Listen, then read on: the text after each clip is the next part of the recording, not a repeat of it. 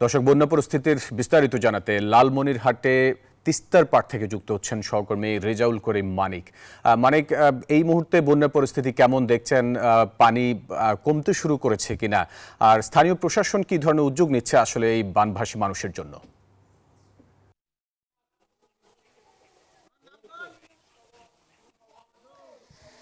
ফসলের আগের বুলেটিনে আমি ছিলাম গঙ্গাছড়া, সেখানে আসলে কিন্তু বন্যার পানি নেমে গেছে, কিন্তু বন্যার পানি উজানে কমলেও ভাটিতে আমি এখন যেখানে রয়েছি লালমনিরহাটের আদিতমারির মহিষকুসা ইউনিয়নের আবালের বাজার নামক স্থানে। এখানে আপনি ক্যামেরা চোখে দেখতে পাচ্ছেন যে এই গ্রামের কয়েকশো পরিবার পানিবন্দী হয়ে পড়েছে। তিস্তার পানি দুই কুল ছাপিয়ে তারা গ্রামে ঢুকে পড়েছে এবং কয়েকশো পরিবার তারা পানিবন্দী হয়ে রয়েছে। শুধু এই গ্রামই নয়, আশেপাশের মহিষকুসার কয়েকটি গ্রাম এবং সদরের কয়েকটি গ্রামের প্রায় 10,000 মানুষ পানিবন্দী হয়ে রয়েছে এবং তারা কিন্তু মানবতার জীবনযাপন করছে। এবং তিস্তার পানি কাউনিয়া পয়েন্টে এখন বিপদসীমার 50 সেন্টিমিটার উপর দিয়ে প্রবাহিত হচ্ছে এবং একই অবস্থা কিন্তু অর্থাৎ গাইবান্ধা এবং কুড়িগ্রামও কিন্তু তিস্তার পানি বিপদসীমার উপরে রয়েছে। তবে ব্যারেজ পয়েন্টে পানি বিপদসীমার 37 সেন্টিমিটার নিচ দিয়ে প্রবাহিত হচ্ছে।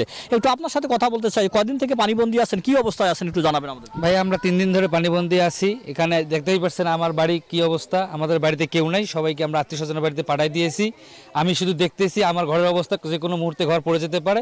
আমরা মেম্বার চেয়ারম্যান সহযোগিতার জন্য তাদের সঙ্গে যোগাযোগ করার চেষ্টা করছি, তারা কোনো সহযোগিতা সাড়া দিচ্ছে না। আমরা খুবই সমস্যার মধ্যে আছি, আপনারা একটু সহযোগিতা করলে। খাওয়া দাওয়া কীভাবে করছেন?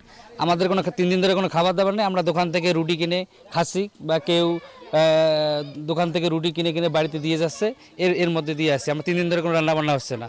অসংখ্য ধন্যবাদ। শুনছিলেন বানবাসী মানুষের কথা, তারা কিন্তু বলছেন যে গত 3 দিন থেকে এই অবস্থায় তারা পড়ে রয়েছেন।